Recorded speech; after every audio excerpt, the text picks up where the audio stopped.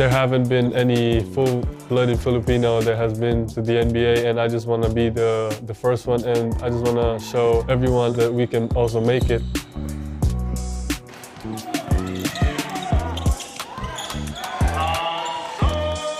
My dad always told me to watch films of Hakeem Olajuwon, Tim Duncan, those guys, and I just kept watching, every day.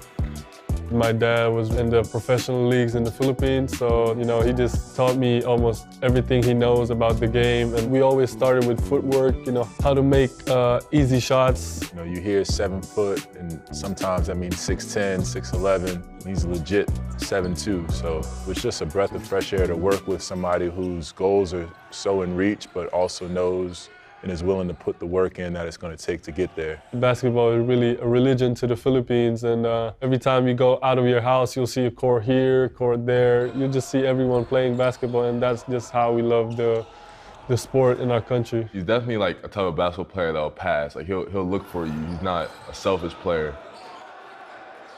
The mentality in the States when you're a foreign player with hype and accolades coming in, people want to play against you. Everybody has their goals and everybody's trying to get on, so what better way to get recruited to a college than saying, hey, I had X amount of points and rebounds and blocks against Kai Soto, and here's my film against him. I think he realizes that now, and he kind of brings it to his opponent instead of waiting for it to come to him. Yes, sir.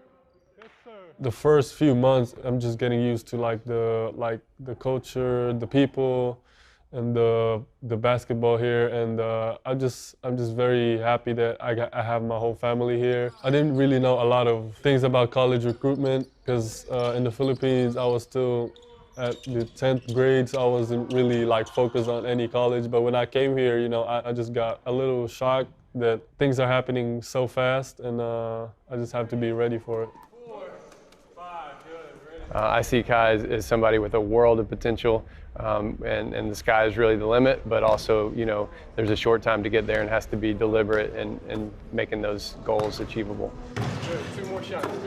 The training here in the States is different because they really focused, and my trainer really dedicated themselves to help me get better as a player.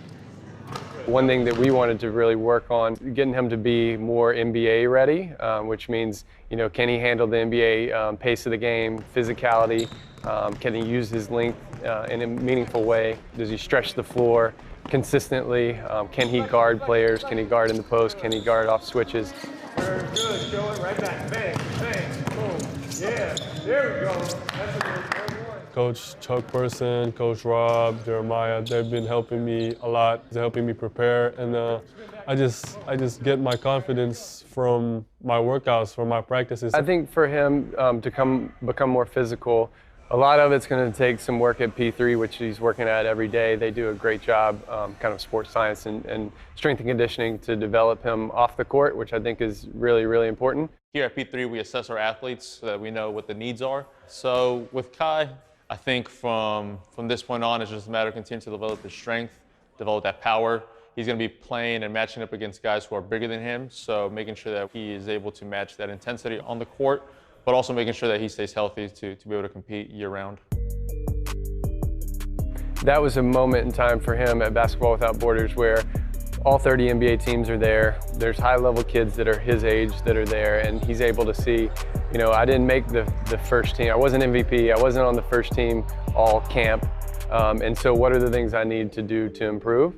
And so now you're able to look at positive feedback from GMs, scouts. It was great. I had the opportunity to play against the best players all over the world and to be coached by great coaches.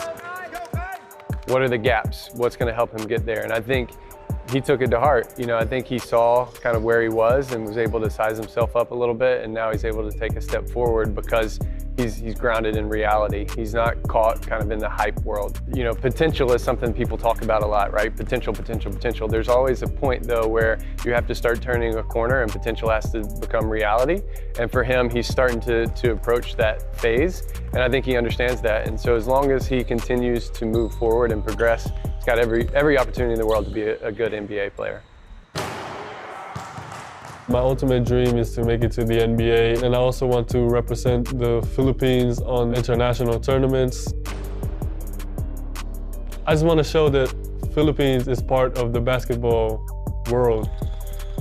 I appreciate those people who followed me in my journey, knowing that all my fellow Filipinos from my country, supporting me and following me. And I just use it as a motivation, inspiration, just to work even harder to make them proud.